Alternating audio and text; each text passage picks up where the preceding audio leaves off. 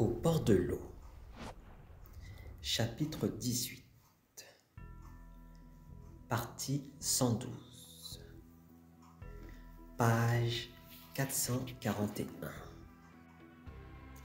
Alors, le patron de l'auberge m'a dit: cet homme-là s'appelle Bai Sheng, dit rat en plein jour. Lui aussi, c'est un joueur. J'ai bien noté ce renseignement. Et par la suite, dans l'effervescence des rumeurs, j'ai entendu dire: dans le monde Boujaune, une troupe de vendeurs de jujubés étrangers a terrassé l'escorte avec une drogue soporifique et fait main basse sur le convoi d'anniversaire. Et je me suis dit, si ce n'est pas le garant Cao qui a fait le coup, qui est-ce? Présentement, il n'y a qu'à arrêter Bai Sheng et l'interroger pour tout savoir. Ce petit carnet, c'est tout bonnement le double du registre que j'ai rempli.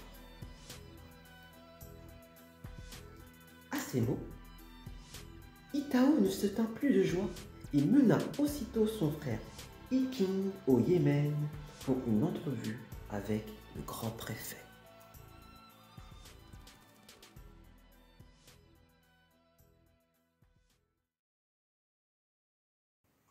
Eh bien, demanda celui-ci, as-tu trouvé quelques indices à propos de l'affaire? Je crois avoir glané quelques menus renseignements, répondit Itao avec respect. Le préfet leur dit de passer dans la salle intérieure pour un entretien et posa toute une série de questions circonstanciées. Iking répondit avec précision sur chaque point.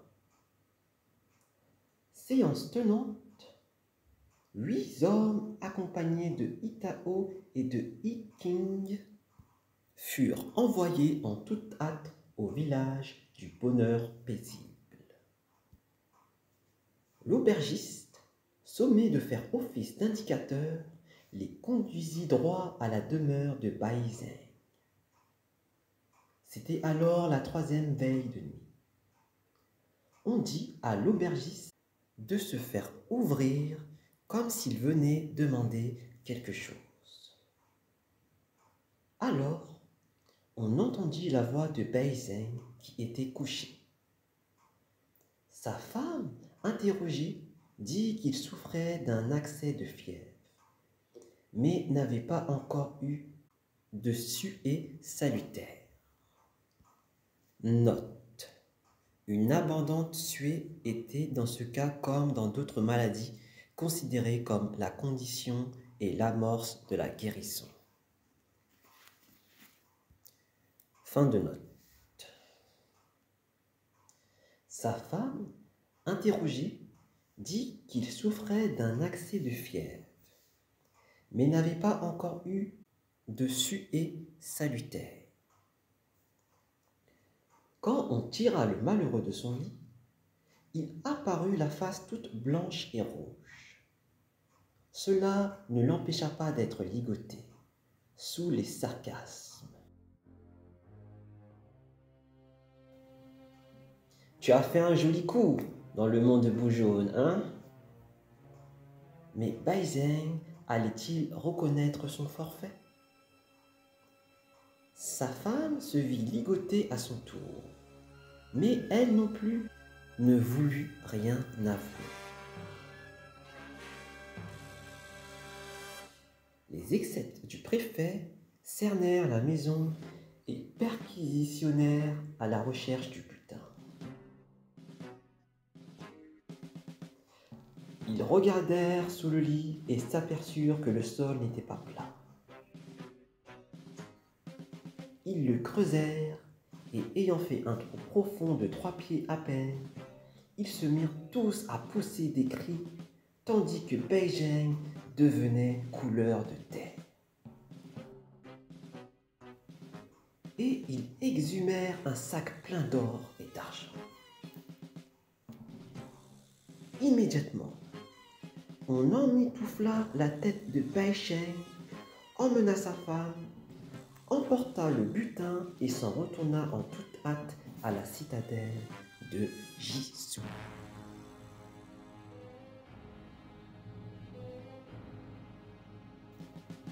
C'était juste la 5e veille et le jour se levait. Bai Zheng fut déféré au prétoire, solidement attaché. On lui demanda qui était l'instigateur de l'affaire et l'avait dramé.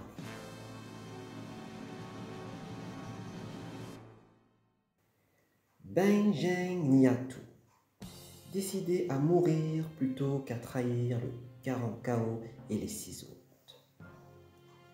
Il subit alors 3 ou 4 bastonnades qui le laissèrent la peau éclatée, les chairs crevassées et ruisselant de sang.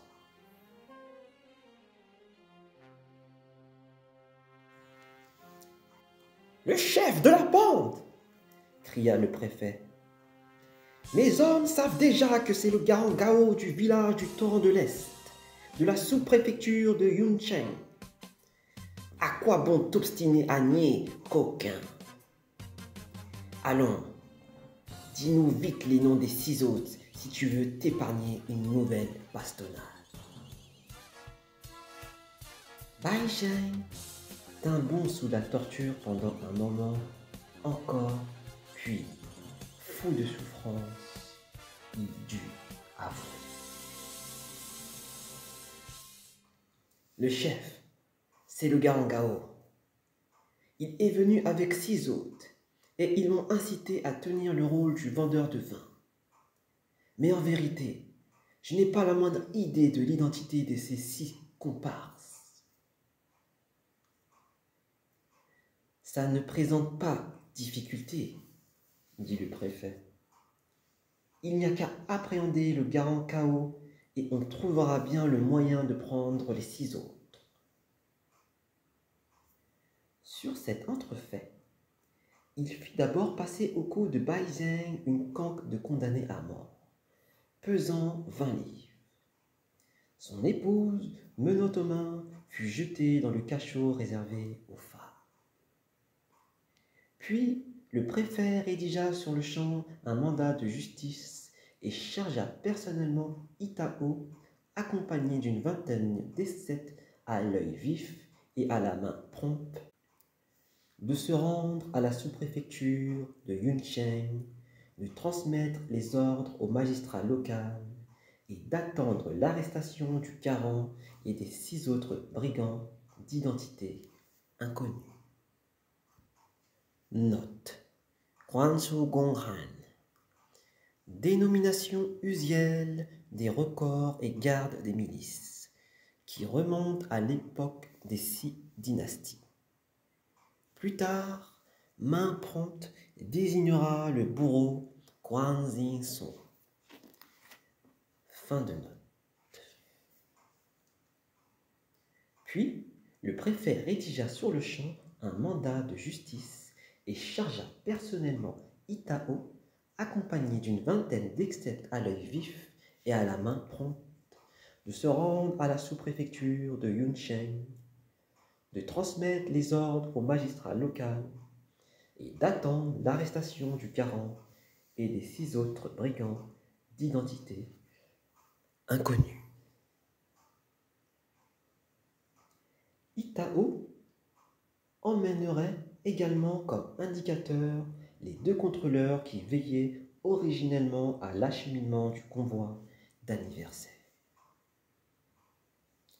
L'inspecteur Itao partit donc avec sa petite troupe et la recommandation d'être discret de peur d'ébruiter la nouvelle de son départ. Cheminant nuitamment, il parvint à la sous-préfecture de Yuncheng. Les 2 contrôleurs et les esthètes furent au préalable cachés dans une auberge.